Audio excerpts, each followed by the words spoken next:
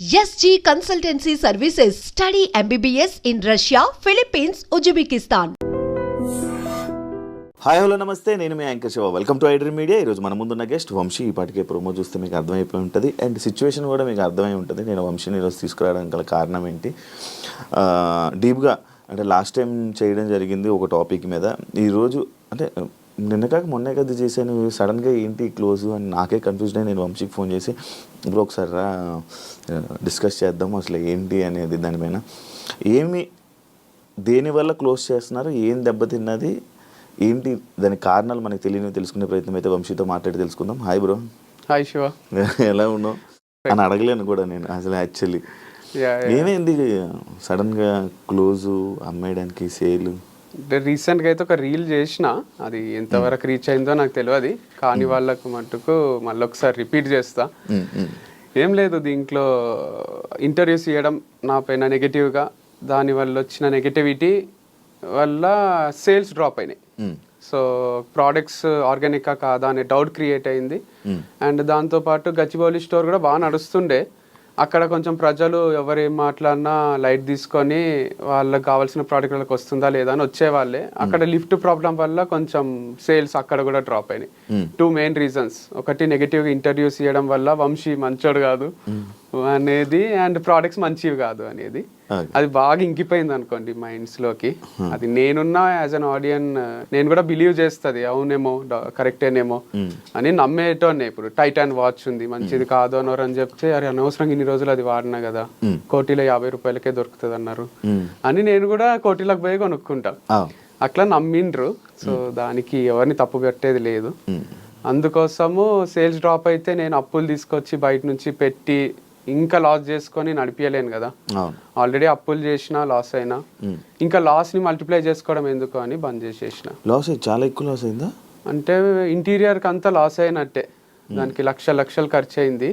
వేరే అన్ని కొంచెం బ్రేక్ ఈవెన్ అయినా ఇంటీరియర్ వరకు లాస్ అయినా. అంటే అది నేను ఎందుకు చెప్పించిన అంటే అంత గ్రాండ్ గా 30-40 ఏళ్ళు ఊహించుకున్నా నేను. ఈ వంశీ ఫార్మ్స్ అనేది నేను చచ్చిపోయేంత వరకు ఉంటుంది అనే ఇమాజినేషన్లో స్టార్ట్ చేసింది. లేకపోతే నేను కూడా సింపుల్గా ర్యాక్స్ ఏవో పెట్టేసి చేస్తుంటే, కానీ అంత పకడ్బందీగా చేయడానికి రీజన్ ఇది పెద్ద ప్రాజెక్ట్ లా తీసుకున్నా, 30-40 ఏళ్ళ ప్రాజెక్ట్. ఇట్లా 1 yearలో క్లోజ్ చేయాల్సి వస్తుందని కల్లో కూడా అనుకోలేదు, కానీ చేయాల్సి వచ్చింది.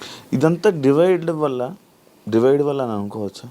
దేనివల్ల డివైడ్ అయిపోవడం వారిది అట్లేం లేదు, 2 సక్సెస్ఫుల్ గా రన్ అయినాయి. ఇంటర్వ్యూస్ రానంత వరకు నాకు తెలిసి వాళ్ళ సేల్స్ కూడా డ్రాప్ అయింటాయి నా అనాలిసిస్ ప్రకారం. మొత్తం ఆర్గానిక్ ఫీల్డ్ పైన దెబ్బ పడ్డది ఇది కొంచెం, దానివల్ల సేల్స్ డ్రాప్ అయినాయి అనమాట. డివైడ్ అయినాక కూడా 2 గ్రో అవుతున్నాయి సైమల్టేనియస్ గా. ఐ కుడ్ సీ దట్ వాళ్ళది సక్సెస్ఫుల్ గా రన్ అవుతుంది, మనది సక్సెస్ఫుల్ గా రన్ అవుతుంది. 2 ప్రాఫిటబుల్ ఉన్నప్పుడు దెబ్బ కొట్టిండ్రు. బట్ అది ఇంకా స్టిల్ కంటిన్యూ అవుతుంది. కానీ ఎట్లా కంటిన్యూ అవుతుందో మనకు తెలియదు. యాజ్ ఫార్ యాజ్ మనం వాళ్ళ పక్క నుండి ట్రావెల్ చేసి చూసేంత వరకు వాళ్ళకి టఫ్ ఉందా మరి ఈజీ ఉందా ఎట్లుంది అనేది మనం చెప్పలేం. నాలాగా ఓపెన్గా వచ్చి చెప్తే కానీ మనకు తెలియదు అనమాట. వాళ్ళ బిజినెస్ రన్ చేసుకుంటున్నారు, మాకు ప్రాఫిట్ వస్తుంది, లాస్ వస్తుంది, మాకు ఇన్ని లక్షల లాస్ వచ్చిందనో ఇన్ని లక్షల ప్రాఫిట్ వచ్చిందనో చెప్తలేరు కదా. అందుకు మనకు చెప్పలేము. నడిపించినంత వరకు నడిపిస్తారు, but don't know whether it's profitable or no. Vamshi ఫార్మ్స్లో ప్రొడక్ట్స్ చాలా హై క్వాలిటీ, ఎక్కువ క్వాలిటీ కానీ లేకపోతే రేట్లో కానీ ఎక్కువ హై పీక్లో ఉండడం వల్ల, అంటే క్వాలిటీ పెరిగితే ప్రొడక్షన్ ఏదైతే పెరిగిందంటే ఆటోమేటిక్గా రేట్లు పెరిగితే అన్నీ పెరుగుతుంది, దానివల్ల బిజినెస్ డౌన్ అయ్యింది అని నెటిజన్లు అంటున్నారు. అదేం లేదు, అంటే రేట్స్ అట్లున్నప్పుడు కూడా వీళ్ళు ఎవరైతే నెగటివ్ స్ప్రెడ్ చేయలేదో సేల్స్ బాగానే ఉండే. అట్లాంటప్పుడు ముందు రేట్స్ కి తర్వాత రేట్స్ కి పెద్ద తేడా లేదు, ముందు రేట్సే కంటిన్యూ చేస్తూ వచ్చిన. రేట్స్ ఎక్కువ అనేసరికి ఇప్పుడు మనకు రేంజ్ రోవర్ కార్ కూడా ఎందుకు కొంటావు 1.5 పెట్టి, నువ్వు మంచిగా ఇది కియానో ఏదన్నా తీసుకో టాప్ మోడల్ అయిపోతుంది, సేమ్ ఫీచర్స్ ఉంటాయి అంటే మనకు కూడా సేమ్ ఇంజన్ దాంట్లో కూడా ఉంటుంది అంటే డౌట్ వస్తుంది కదా. అట్లా ఎవరైనా డౌట్ అట్లా చేసిండ్రు వీళ్ళు. ఈ ప్రోడక్ట్ బేగం బజార్ లో దొరికేది వంశీ ఫార్మ్స్ లో దొరికేది సేమ్ అంటే ఎవరికైనా కిరాణా షాప్ పోయే తీసుకోబోద్ది అవుతుంది, కానీ నా దగ్గరికి ఎందుకు వస్తారు? యాక్చువల్గా 2 డిఫరెంట్. మన ప్రీమియం కార్ లాగా, అది నార్మల్ కార్ లాగా. బట్ స్టిల్ పీపుల్ బిలీవ్ చేయలేదు, అరే నువ్వు డబ్బులు దోచుకోనికనే పెట్టినావు అనుకున్నారు. అట్లా నేను తగ్గిస్తా తర్వాత అన్న, లాస్ వచ్చినప్పుడన్నా మొత్తం తగ్గించి అమ్ముతా కదా. అసలు ఇంపాసిబుల్ ఉంది, మన కాస్ట్ ప్రైజే ఎక్కువ ఉంది. ఆర్గానిక్ పండించే వాళ్ళు కానీ వాళ్ళు ఇచ్చే ప్రైజెస్ కానీ ఎక్కువ ఉన్నాయి కాబట్టి నేను ఎక్కువ పెట్టాల్సి వచ్చింది. నేను ఒప్పుకుంటున్నా, మరీ తక్కువ లేవు కానీ వేరే ఆర్గానిక్ స్టోర్స్ లో కూడా అంతే ఉన్నాయి. నాది ఒక్కటే ఎక్కువ వీడియోస్ చేసి రోజు రెండు చేసి అందరికి ఈడెంతున్నాయి చూద్దామని వచ్చి రేట్ల పైన కూడా వీడియోలు చేసిండ్రు.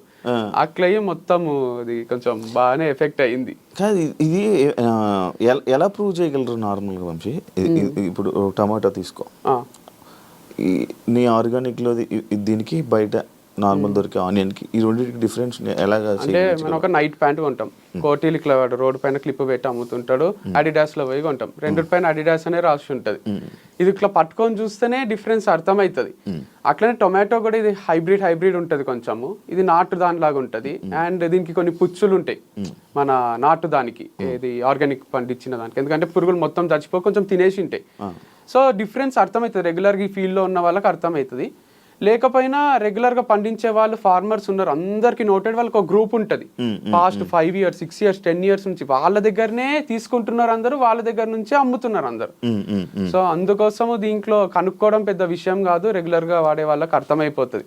టాటా సాల్ట్ ఎంత వేయాలి, ఆశీర్వాద్ ఎంత వేయాలని మన అమ్మకి అర్థమవుతుంది కదా, ఒక్కొక్క సాల్ట్ ఒక్కొక్క ఉప్పు క్వాంటిటీ ఉంటుంది దాంట్లో. అట్లా అందరికి అర్థమైపోయింది లేండి, ఇది వాడే వాళ్ళకైతే. కొత్త వాళ్ళకి మెల్లగా అర్థమైంది. ఇంకొకటి, ఈ పాయింట్స్ అన్ని ఆడియన్స్ పాయింట్స్, ప్రొడక్షన్లో దమ్ము ఉంటే సేల్స్ అవుతాయి, కానీ అమ్మాయిలను అంబాసిడర్గా పెట్టుకుంటే సేల్స్ ఏమవుతాయి? అంటే అదే రీజన్ అయితే సంతూర్ మమ్మీ అని సంతూర్ యాడ్ చేయరాదు. ప్రొడక్షన్ చేసుకొని అమ్మాయిని పెట్టకుండా సంతూర్ డాడీ అనో లేదా ఊరికే ఏదేదో చేసేసేయాలి, అట్లా ఉండదు కదా. ఇది వన్ ఆఫ్ ది స్ట్రాటజీస్ అంతే.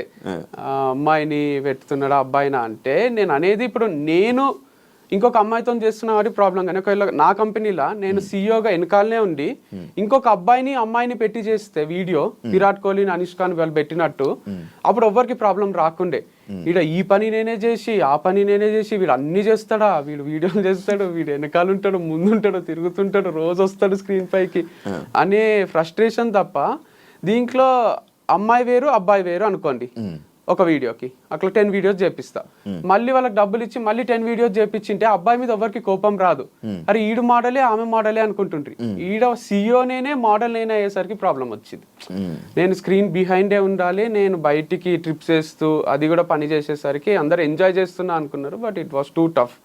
సో అంత సింపుల్ ఏం లేకుండే, అది కూడా బాగానే బిల్డ్ చేసిన. సో సత్తా ఉంటే ప్రతి ఒక్కరిగా కోటీశ్వరులు అయిపోతారు కదా ప్రోడక్ట్ లో. ప్రమోషన్ కి కూడా సత్తా ఉండాలి, అందుకే కదా సినిమా కూడా ఇన్ని ఆడియో ఫంక్షన్లు పెట్టి ఇంత చేసి మా సినిమా చూడండి రండి అని చెప్పుకుంటారు. మరి సత్తా ఉంటే సినిమా రిలీజ్ చేసేసేయాలి, వదిలేసేయాలి, వస్తారు, థియేటర్లు పెరుగుతూ పోతాయి, అట్లా ఉండదు కదా. రీసెంట్ గా ఇంకొక అమ్మాయిని పెట్టి మళ్ళీ చేసావు కదా, మరి వర్కౌట్ అవ్వాలా? వర్కౌట్ కాలేదు, మస్తు లాస్ వచ్చింది. ఊటీ పోయినాం కదా, జనరల్ అట్లా ఊటీ పోయి వీడియో చేస్తే మస్తు లక్షలు వస్తాయి నాకు సేల్స్. అక్కడ అయిన ఖర్చు కన్నా ఇక్కడ వచ్చే ప్రాఫిట్ ఎక్కువ ఉంటది. ఇప్పుడు అక్కడ ఖర్చు అవుతుంది, ఇక్కడ ఏమొస్తలేవు, అమ్మాయికి డబ్బులు ఇవ్వాలి, నేను డబ్బులు పెట్టుకోవాలి. ఒక్కొక్కసారి ఏడన్నా ఇక్కడ హోటల్లో టీ తాగుదామా అంటే ఏదన్నా రోడ్ పైన తాగితే బాగుంటది కదా, ఈ అమ్మాయి ఎందుకు ఆడ తాగుదామంటుందే అనిపిస్తుండే ఫీలింగ్. అంత టఫ్ టైమ్స్ కూడా ఉన్నాయి. అంటే 5 స్టార్ హోటల్లో తినలేని పరిస్థితి, 3 స్టార్ హోటల్లో కాకుండా రోడ్ పైన అమ్ముతారు చూడండి వీళ్ళు, మన క్యాబ్ డ్రైవర్స్. నేను కూడా చాలా సార్లు అక్కడ తిన్నా, అన్నపూర్ణ స్టూడియోస్ లో. మంచిగా ఉంటది అది, ఫ్రెష్ గా. ఎంత 150 130. అదే ఆంటీది కూడా ఒక ఫేమస్ అయింది, అది చాలా టేస్ట్ అనిపిస్తుంది. కానీ అమ్మాయిలు కొంచెం డిస్కంఫర్ట్ ఫీల్ అవుతారు కదా.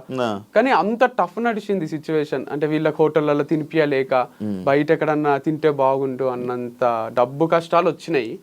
అందుకు వీడియోస్ కూడా ఫార్మర్స్ ని కలవడం, డిఫరెంట్ ప్లేసెస్ కి పోవడం. తుని పైన హనీది ఒక వీడియో చేసిన, ఏం సేల్స్ వస్తలేవు, ఎవరు కొంటలేరు.